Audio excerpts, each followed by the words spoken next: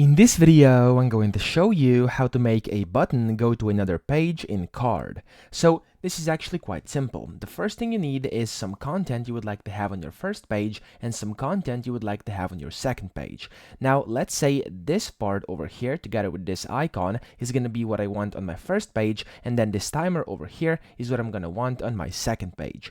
Now, the way you do this, the first thing you want to click on this plus icon, and then you want to click on Control over here.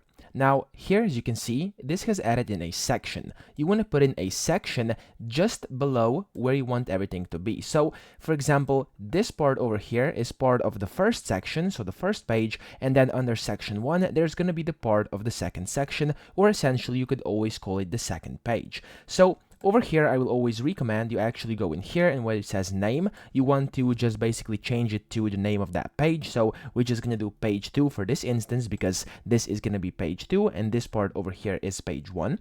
And after you do this, here's the most crucial part. You must add in a button, okay? So again, this over here that says hashtag page 2, everything below this is going to be on page 2, okay? And then you want to add the plus button. Click on a button over here, there we go, and then you want to place the button wherever you want to have it. I'm going to have it up here for this tutorial, and then you want to click on that very button, and over here it says button, you want to click on this, and then you can rename it if you want to. For example, I can do a button to second page, and then over here it says URL.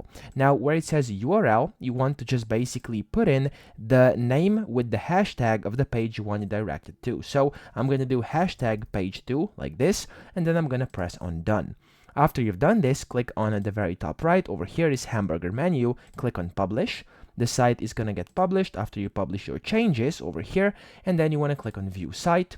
And when I now see my first site, there we go, I can click on button to second page, and it's gonna take me over here to my second page. So that's pretty much it. I hope this video helped you out. If it did, please subscribe to the channel and help me out as well.